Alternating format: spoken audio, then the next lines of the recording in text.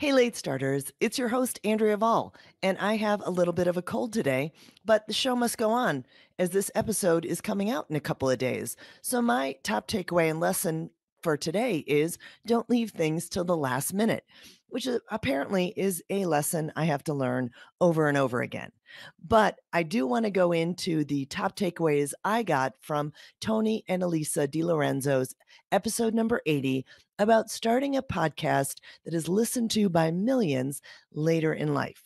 I want to talk about what they did to get where they are now and some of the secrets to their success. Hello, dreamers. Welcome to the Late Starters Club, giving you the inspiration, mindset, and tools you need to start something midlife and beyond. Remember, it's never too late to follow your dreams.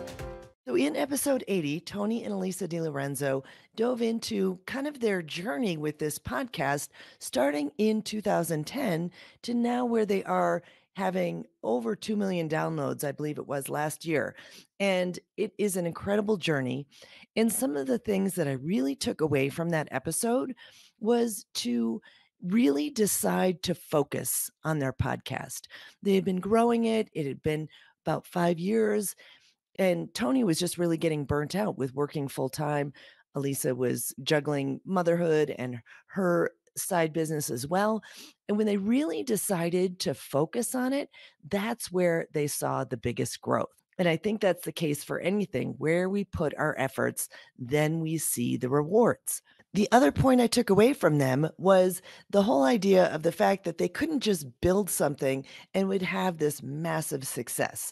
Like they talked about how they built a course and they thought they were going to sell a ton of it. And then I think they sold 50, which I think was still amazing in itself. But I think you have these plans for things when you are growing things that you think it's just going to take off overnight.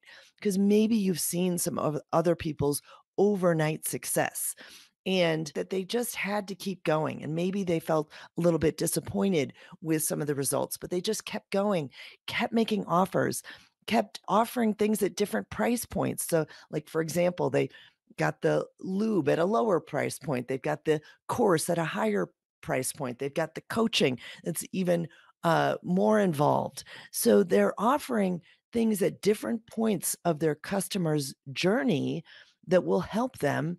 And they're not stopping with just one offer. Like I mentioned in the interview, sometimes people just get focused on one offer, and if it doesn't work, they give up. But a lot of times it takes multiple different offers. What are people going to buy? Where are they at? Maybe it's something about your marketing, but maybe it's something about, the price bundle or whatever you have in there. And it just uh keeps being a continued effort, continued focus on growing that business and not giving up. The other thing I liked that they really talked about was the fact that they were realizing the strengths that each one of them brought to the table and were allowing them to kind of settle into these strengths. Like Elisa's strengths was the coaching, and Tony's strength was the tech. And I like Elisa's line. She was married to her favorite obstacle. And sometimes partnerships can feel like that when we're not synergized or not really letting the person get into that strength and passion that they have. And I also saw this just in a business partnership when Phyllis Kerr and I launched our social media manager school. We definitely realized that we each had certain strengths, and we had to allow that other person to really lean into that strength. She was great at making everything look really pretty, and I was more on the marketing side of things. So sometimes I would be like, oh, we don't need it to look that pretty, or, but we did so that people would buy it. You have to realize where the strengths lie in any partnership, and especially marriage, obviously. And what I also like is how they appreciated each other's strengths.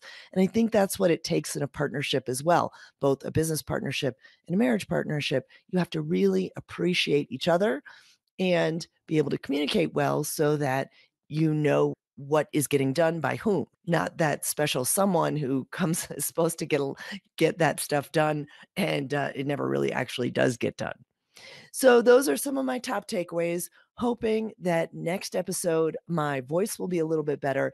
Thanks for tuning in. Hope that was helpful, and make sure you grab the free guide, Top Tools for Late Starters, on the website at latestartersclub.com.